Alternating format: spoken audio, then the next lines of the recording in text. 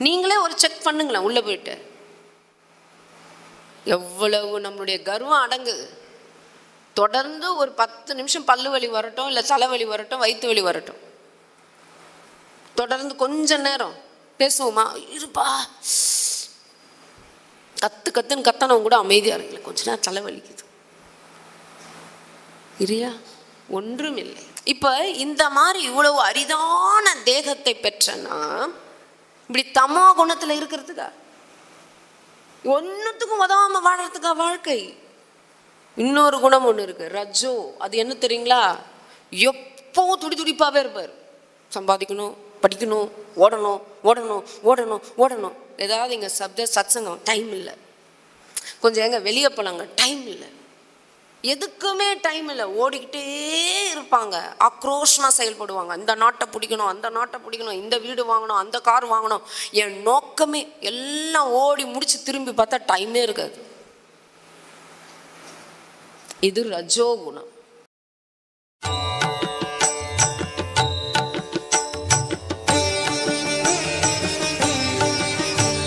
Robin வர்மான்னு ஒரு வெளிநாட்டு துறவி எழுதியிருக்கார். அவர் இப்போ துறவி. அவர் லண்டனில் மிகப்பெரிய வழக்கறிஞராமா, மிகப்பெரிய வழக்கறிஞர். ஒரு கேஸுக்கு எத்தனையோ கோடி ரூபாய் வாங்குவாராமா. ஒரு நிமிஷம் கூட வேஸ்ட் அடிக்க மாட்டாராம். ஒரு நிமிஷம் அவர்கிட்ட ஒரு அப்பாயின்மெண்ட் வாங்கணும்னா முடியாது, எத்தனையோ. ஆனால் அந்த ஒரு வழக்குக்கு அவர் வாதாடுகிறார் என்றால் அந்த வழக்கில் அவரை ஜெயிக்க முடியாது. பெரிய பெரிய வழக்குகள்லாம் அவருக்கு போய் கியூவில் நிற்பாங்களாம். அவ்வளவு பெருமை. அவர் என்ன எய்ம் அவருக்கு அப்படின்னா, உலக பணக்காரர்களை ஒரு வக்கீல் ஆனார். தொழிலதிபர்கள் இருக்கிறது இருக்கட்டும், ஒரு வக்கீல் இவ்வளவு உலக பணக்காரர்கள் இருக்கணும் அப்படின்னு அவர் எய்மா அதே மாதிரி உயர்ந்து வந்திருக்கார். லண்டன்ல மலைப்புறத்துல ஒரு வீடு, மலை பிரதேசத்துல ஒரு பெரிய பங்களா, எந்த தொழிலதிபர்கிட்டையும் இல்லை, வீடு வாங்கிட்டாரு. கடல் புறத்தில் ஒரு வீடு, கடற்கரையில பெரிய பங்களா கட்டிட்டார். அதற்கு பிறகு காட்டுப்பகுதியில் ஒரு பங்களா வாங்கிட்டார். நகர்ப்புறத்தில் ஒரு பெரிய, எல்லாரும் வாங்குற அந்த தேம்ஸ் நதிக்கரை ஏதோ அங்கே ஒரு பெரிய பங்களா வாங்கிட்டார். இதான் அவருடைய ஒன்னொன்னா எல்லாரும் வியக்கணும். பாரியா, நான் ஐயா வக்கீல் தான் ஐயா, எப்படி பாரியா, இதுதான் அவருடைய எய்ம். வாங்கிட்டே வர்றாரு. அவரிடத்துல இல்லாத காரே இல்லை. ஏதாவது நியூ லான்ச், உடனே அந்த கார் வந்துடும். அவர் போகிறது ஒரு கார் தான், அவர் இருக்க போகிறது ஒரு வீடு தான். 9 நாழி உடுப்பது 4 முழம். எவ்வளவு நம்ம வீட்டில் டன்னா அரிசி மூட்டை இருந்தாலும் நம்ம இப்போ எவ்வளவுதான் செஞ்சு போட்டாலும் எவ்வளோ சாட முடியும் நம்மளால? இப்போ எவ்வளோ சாட முடியும்? என்ன ருசியாக ஒரு ரிசப்ஷனுக்கு நம்மள எட்டுமே விடுறாங்க. இப்போ தான் நல்லா போடுறாங்களே, என்ன வாரி எடுத்து சாப்பிட்டாலும் எவ்வளோ சாட முடியும்? அவங்க போடுவாங்க 4 ஸ்வீட்டு 10 ஸ்வீட்டு, அத்தனை பதார்த்தம். சாப்பிட வயிறு இல்லையே, கண்ணு வேணும்னு வயிறு என்ன சொல்லும்? வேணாம் என்னால் முடியலன்னு சொல்லும். ஆனால் கண்ணு வாயும் என்ன பண்ண, கையும் எடுக்க போகும். வயிறு சொல்லும்ல சின்ன வயசுல, கண்ணு வேணும்னு வயிறு வேணாந்து. இங்கே அதெல்லாம் நடைமுறையில் இருக்கா? சென்னையில் அதெல்லாம் பேசுவோம் நாங்கள். சொல்லுவீங்களா? நீங்கள் இதெல்லாம் சொல்லுவீங்களா? இங்கே சொல்ல மாட்டிங்களா? கண்ணு வேணும்னுது. எங்கள் அம்மா சின்ன வயசில் சாதம் பிடிக்காது, ஏதாவது ருசியாக இருக்கும், போடணும் வச்சுன்னு இப்படி பரட்டிகிட்ருப்போம். அப்போ எங்கள் அம்மா சொல்லுவாங்க, கண்ணு வேணும்னுது, வயிறு வேணான்னுதுன்னுவாங்க. அப்படி என்னதான் இருந்தாலும் அதுக்கு மேலே சாப்பிட முடியாது. அவருக்கு என்ன பண்ணுறாரு? அவ்வளோ வீடு வாங்கிட்டாரு, இருக்கிற காரெல்லாம் வாங்கிட்டாரு. அதுக்கு பிறகு கடைசியாக ஃபெராரின்னு, அப்போ காலத்தில், இப்போ கூட அந்த கார் இருக்கான்னு தெரியல, ஃபெராரின்னு ஒரு காரை அறிமுகப்படுத்துகிறாங்க. அது அந்த காலத்தில் அந்த அரசாங்கத்தில் இருக்கிறவங்க, அந்த ராணி, அவங்க மட்டும்தான் வச்சுருக்க கார், யாரும் வாங்கலை. இவர் ஒரே நோக்கம், உடனே வாங்கிட்டு வந்து வச்சிட்டார். ஃபர்ஸ்ட் இன்ட்ரடியூஸ் ஆகுது. பெருமை தாங்களே இருக்கு, அவ்வளவு சந்தோஷமா வாழ்க்கை.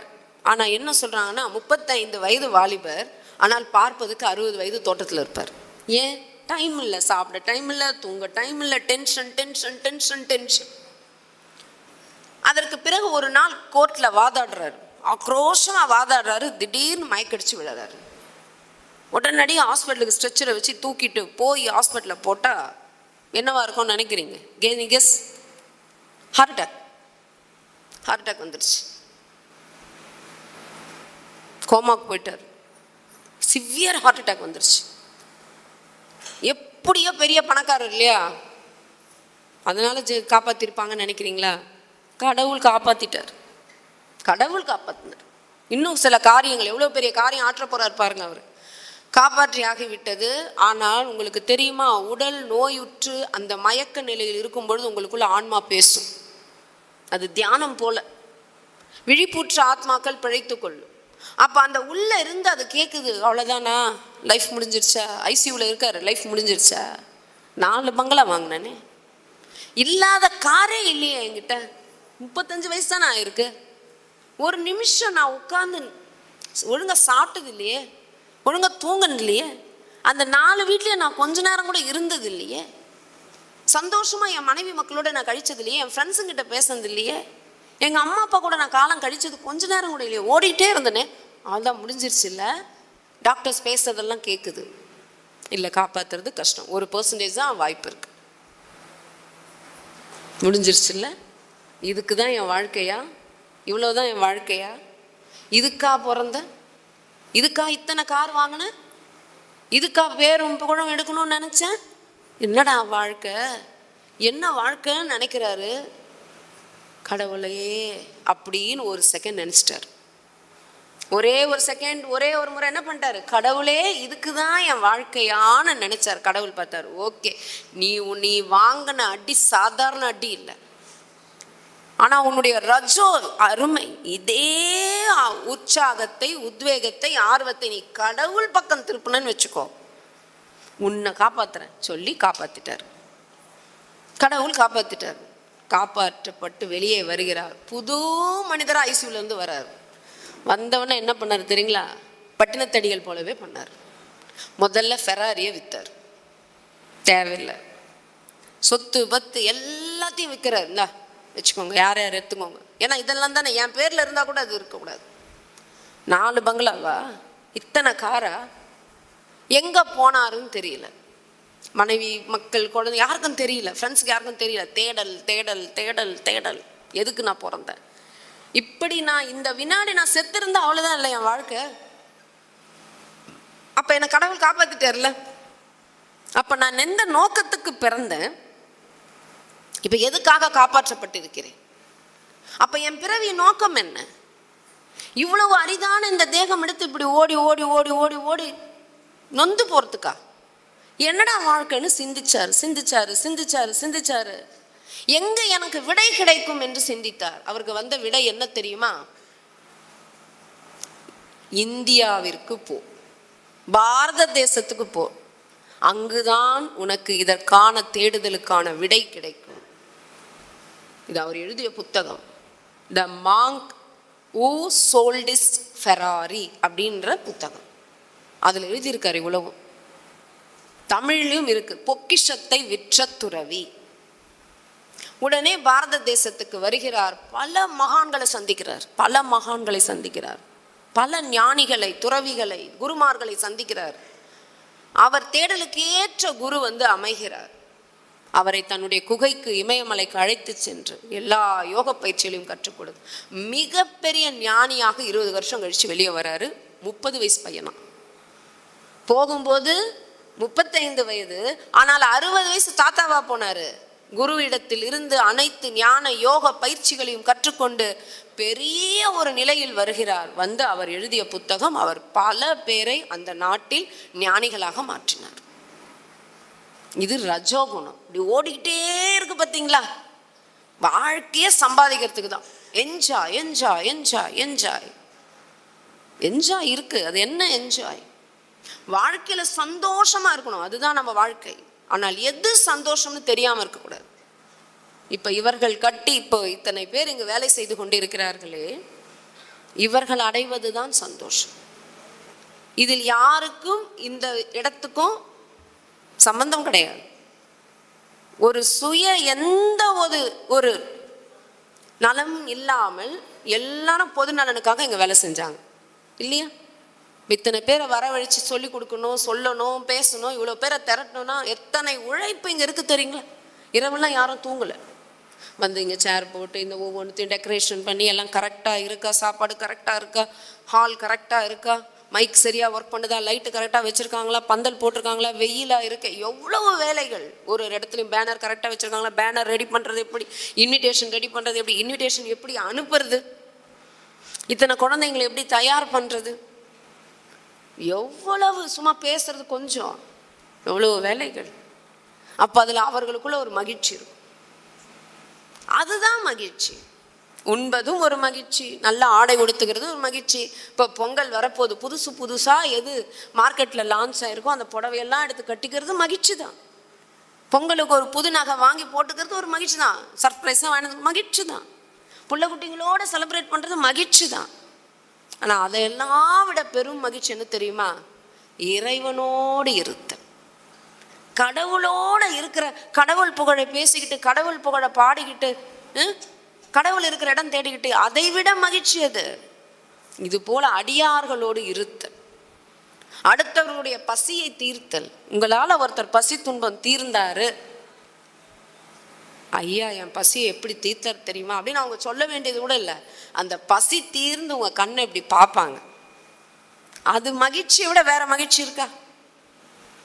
அவர்களுடைய ஒரு துன்பம் தீர்த்து விட்டு நீங்க பாருங்க, அப்போ ஒரு மகிழ்ச்சி இருக்கும். அதனால எது மகிழ்ச்சி இந்த மனுஷங்களுக்கு தெரியல. சொல்கிறார் அருட்தந்தை வேதாத்ரி மகரிஷி அவர்கள், இவர்தான், பிறர் இன்புற கண்டு தாம் இன்புறுவதே பிழையிலா சலிப்பிலா பேரின்பமா. இன்னொருத்த மகிழ்ச்சி அடைகிறத பார்த்து நீ மகிழ்ச்சி அடைப்பா, அதுதான்ப்பா பிழையில்லாத சலிப்பில்லாத பேரின்பம். ஒரு நாளும் அந்த மகிழ்ச்சியில தப்பு கிடையாதான். சில மகிழ்ச்சிகளை தப்பு இருக்கும், மகிழ்ச்சியா இருப்பானா தப்பா இருக்கும், உங்களுக்கே தெரியும். சலிப்பும் வந்துடும் சில மகிழ்ச்சி. உங்களுக்கு பிடிச்ச உணவு அதை சாப்பிட்றீங்க, 1 2 ஒரு ஜாங்கிரியோ இல்லை ஜிலேபியோ, ஒரு மைசூர் பாக்கோ, ஒரு லட்டோ இல்லை பாயசமோ, ஏதோ ஒன்று உங்களுக்கு பிடிச்சிருக்கு. ஒரு முறை 2 3 4 சலிப்பு வந்துடுதா? இப்போ இன்பம் ஏன் சலிக்குது? இன்பமாக இருந்தால் அது சலிக்கக்கூடாது இல்லை? ஒரு ஆசைப்பட்டு ஒரு புடவை வாங்கிப்பீங்க, எத்தனை முறை கட்டுவீங்க? ஒரே சலிப்பு. ஆசையாக ஃபஸ்ட் டைம், 2வது முறை, எல்லாமே சொல்கிறேன், சலிப்பு வந்து விடுகிறது அல்லவா? அப்போ எப்பொழுது எது பிழையும் இல்லையா சலிப்பும் இல்லையா, மற்றவங்களை மகிழ்ச்சிப்படுத்தி நீ பாரு, அந்த மகிழ்ச்சி இருக்கே அதில் பிழை இல்லை சலிப்பில். இதெல்லாம் இவங்க சொல்லி கொடுக்குறாங்க. இவ்வளோதான்ப்பா வாழ்க்கை. மனுஷங்களே என்னங்கயா போடுறீங்க?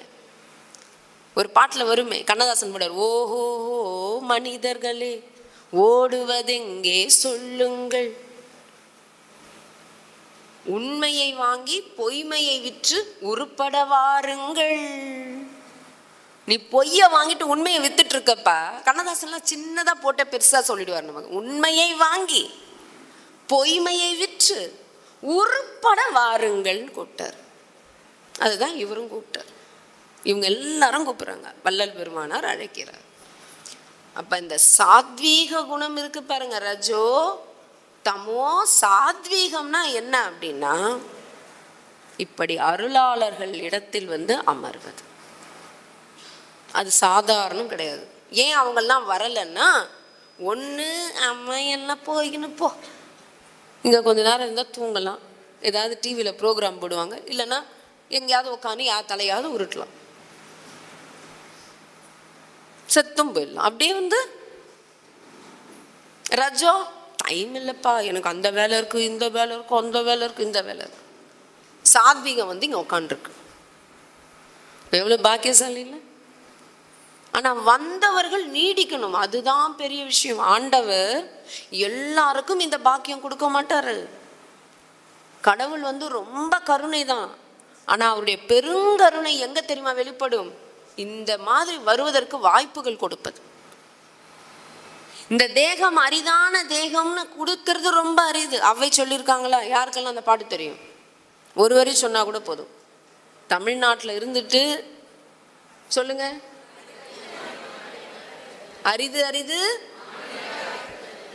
அது பரவாயில்ல, இந்த ஒரு வரி தெரிஞ்சா கூட அவ்வை பொழைச்சிட்டான். அவ்வை அப்பாடா நான் காப்பாத்திட்டேன், நான் காப்பாற்றப்பட்டுட்டேன்ட்டான். அரிது அரிது மானிடராய் பிறத்தல் அரிது. இது எத்தனை பேர் இந்த ஸ்டேட்மெண்ட்டை ஒத்துப்பீங்க? என்ன அரிது, என்ன பெருசா அரிது, நான் ஒரு பிரச்சனையும் இல்லை, ஒரு பிரயத்தனமும் படலை, இதோ வந்து பிறந்துட்டேன். ஏதாவது நம்ம பிரயத்தனப்பட்டுமா? கண்ணதாசன் கேட்டாரு, நான் கேட்டு தாய் தந்தை என்னை படைத்தாரா? நம்ம ரொம்ப பிரயத்தனப்பட்டு நான் மனுஷனா பிறக்கணும். ஆனா உண்மை என்ன தெரியுமா? உணர்ந்த பெரியவர்கள் சொல்கிறார்கள், அவ்வை முதற்கொண்டு மனுஷ அல்லலார் இதை ஜீவகாரண்ய ஒழுக்கத்தில் அத்தனை வலியுறுத்துவார். இந்த தேகம் கிடைப்பது அத்தனை அரிது. இந்த தேகம், மானிட தேகம் கிடைப்பது என்பது அத்தனை அரிது. ஏன்? நீ மரணமில்லா பெருவாழ்வை அடைவதற்குரிய அத்தனை சாத்தியக்கூறுகளும் இந்த தேகத்துல தான் இருக்கு. இத்தனை தத்துவம் தெரியுமா? நம்மளது 96 தத்துவம்னுவாங்க, 36 தத்துவம்னுவாங்க, 24 தத்துவங்கள் வாங்க. அப்பேற்பட்ட தேகம், அவ்வளவு கஷ்டப்பட்டு இறைவன் இதை வடிவமைத்திருக்கிறாராம் இந்த தேகத்தை. நமக்கு இருக்கிற நாடிகள் அத்தனை சிறப்பு நாடிகள், தச நாடிகள், தச வாயுக்கள். நம்ம உடம்புல ஒவ்வொன்று, இப்போ நம்ம கண்ணை இமைக்குதுன்னு சொல்கிறோம், அதுக்கு ஒரு வாயு இருக்கு. நம்ம கொட்டாவி விடணும்னு வச்சுக்கோங்க, சும்மானா ஹான்னு கொட்டாவி விட முடியாது, அதுக்கு ஒரு வாயு இருக்கு. நம்ம தும்மணும், தும்முறது எவ்வளவு பெரிய சிஸ்டம் தெரியுங்களா? அவ்வளவு வேகமாக தும்முவோம். ஏன்?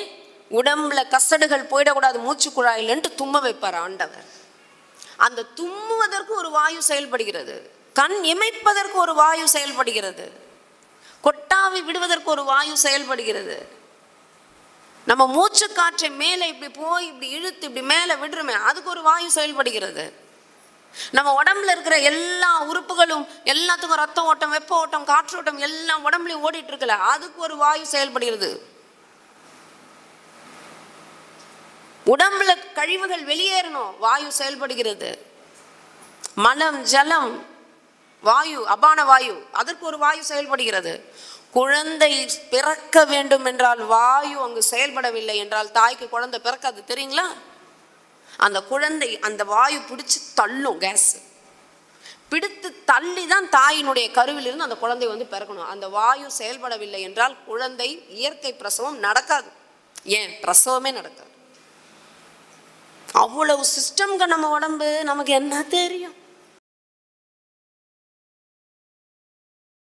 தொடர்ந்து அம்மா அவர்களின் பதிவுகளை பெற இந்த யூடியூப் சேனலை சப்ஸ்கிரைப் செய்யவும். மேலும் விவரங்களுக்கும் அம்மா அவர்களின் நேரடி மற்றும் இணைய வழி வகுப்புகளில் கலந்து கொள்ள டிஸ்கிரிப்ஷனில் உள்ள தொலைபேசி எண்ணை தொடர்பு கொள்ளவும்.